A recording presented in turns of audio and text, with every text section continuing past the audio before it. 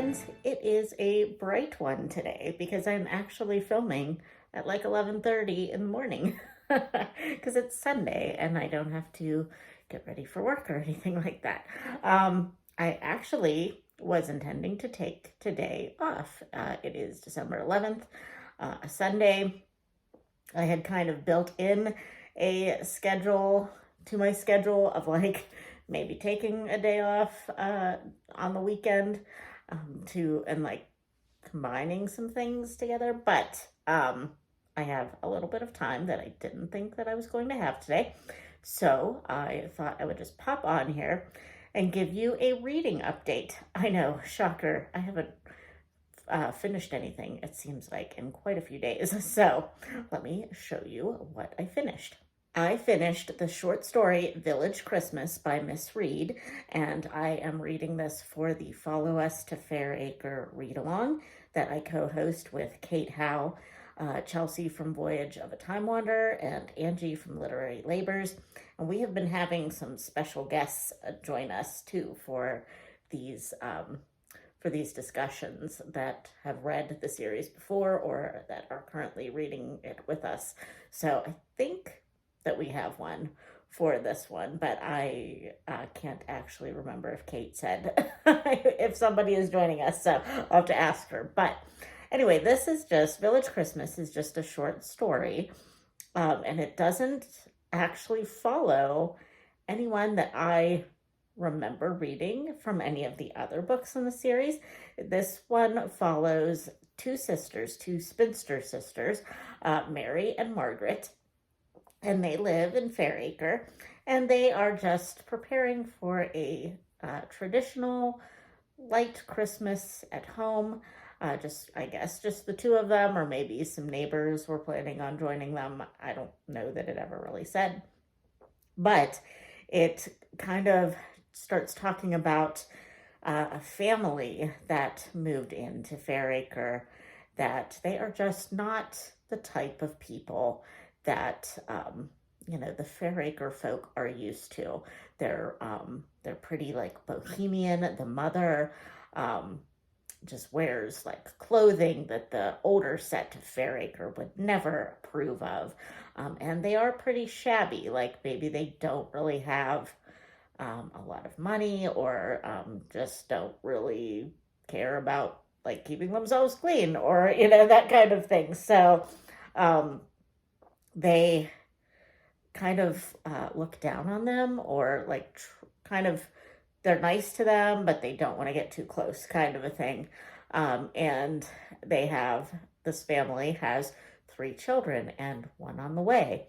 And as Mary and Margaret are preparing for their nice Christmas meal, and they're kind of talking about this other family because one of the children came by the house. And so that kind of sparks the conversation about this family and how, the sisters feel bad for the children because the parents are just like so unfit, basically, which they aren't really unfit, but you know what I mean.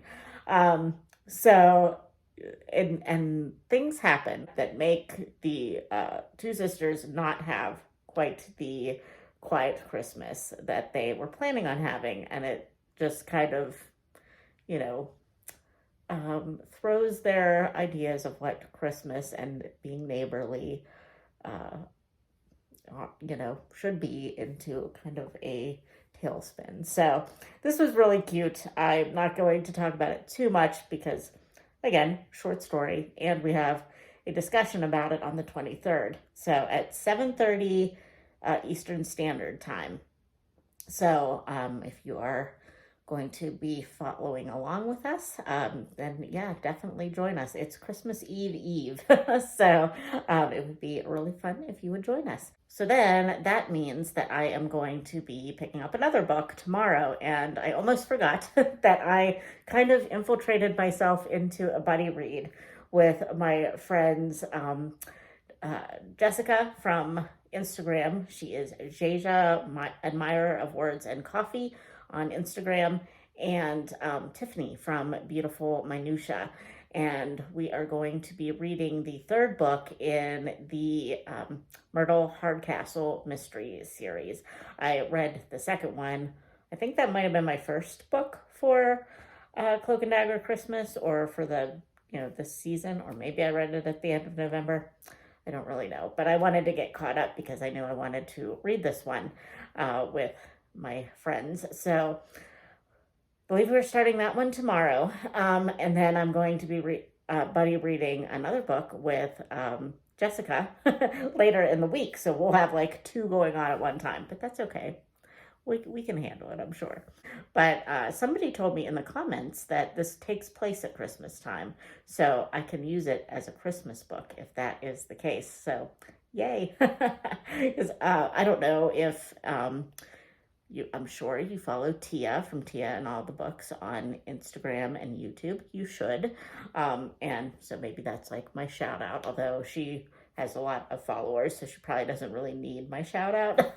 But she is doing a Instagram 25 books of Christmas challenge and a 25 Christmas movies challenge. And I know already that I am not going to complete these challenges. She's done this for years and I never do. But I'm going to try anyway. So I think I'm at 3 or 4 right now, so that's not bad. They're all mysteries, but they're all set at Christmas time, so I'm counting it. But yeah, I'm going to be hopefully adding another book to that list, and we will continue on. So what am I stitching on? Today I have to go down to visit my cousin with some family today, so for a birthday type of a thing. So I probably will not get a lot of stitching done, but I'll show you what I was stitching on this morning. So I didn't spin the wheel this weekend actually at all. So I've been working on my daily piece, which is Mini Winning Putt by Heaven and Earth Designs, and I've been working on this red section because I got sick of black and green. So I've been working on this red section. And my goal is to get this entire page done by the end of the year. And I think I will make it because I kind of roughly figured out how many stitches I would have to do to get it done. And it was a lot less than I already kind of set for myself. So I think I'll actually do it. But so I've been working on, various different reds. Because there's lots of them. But yeah, I think I will be able to finish this by the end of the month, hopefully. Yay! And then, sticking in the red category, if I have time before I leave for my cousin's place, I'm going to be working on my Sunday stitch, which is It Is Well by My Big Toe Designs. And okay, apparently this is the color I'm working on. But I actually have like 3 colors of red, anchor red, in this, but you really can't tell. So I think I'm going to take it down to just 2 red colors, because there is a deeper red that you can kind of tell is deeper. Not really on here, but you can tell in real life that I have the outline. And then these 2 are the same, but then I think in this section there was like 2 different reds that you really can't tell the difference.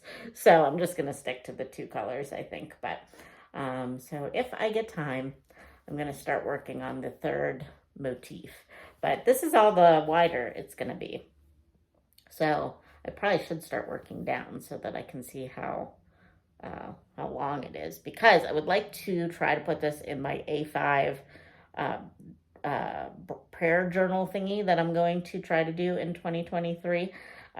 It basically is just going to be like a scrapbook of faith-related stitches. So yeah, there's that. Okay, so my last thing is my shout outs for today. And I already told you about Tia from Tia and All the Books. If you are not watching her, which you probably are, I will link her below. But also I wanted to mention Kelly from Books I'm Not Reading. She has been doing a lot of content lately. She is a friend of mine, and I haven't gotten a chance to talk to her as much as I was there for a while, but she is a really nice lady, and she reads a lot more, probably a lot more like thoughtful books than I tend to read, which, I mean, I do read thoughtful books, but she will, um, she takes a lot more consideration, I guess, into her reviews and things than I tend to. But she has a really fun channel. Her husband Jason also has a channel. He hasn't been posting as much for a while, but sometimes he pops onto her channel. And they have a cute little cat named Blue that pops into the videos every once in a while. So yeah, she is a really fun booktuber to watch. I'll link her below. And my floss tube shout out today is Lindsay from Blushing Pink Stitches. And Lindsay also probably doesn't need my shout out because she has a lot of followers at this point. But I wanted to shout her out because she not only has a YouTube channel, she used to be a booktuber. So you'll have to, if you're a booktube person from way back, you'll have to tell me if you recognize Lindsay from when she had a booktube channel. But she's in the UK, and she has an Etsy shop, and she has recently started to chart full coverage patterns and selling them on her Etsy shop. I think like PDFs, so it's not like you have to worry about shipping to a different country or anything like that. And she also has some physical products that I think at this point she's only shipping within the UK, but she's trying to figure out additional, international shipping options. So, but definitely go check out her YouTube and Etsy channels. She's really sweet. She has a lot of fun projects. She doesn't only do full coverage. She does do some full coverage. She is doing one of the bookshelves too, and she's doing like the supersize max color version. And I'm like, oh goodness, Lindsay. But she's making like such good progress on it. So I definitely think that you should check her out, and check out her Etsy shop as well if you are into full coverage cross stitching. So, okay, that is all. I am going to go and get ready to go to my aunt's and hopefully get a little stitching in before I go. And I will, I guess, see you on Monday since I didn't take a break this week. So, and we will spin the wheel to see what I am going to be stitching tomorrow. Okay, I'll talk to you later. Bye.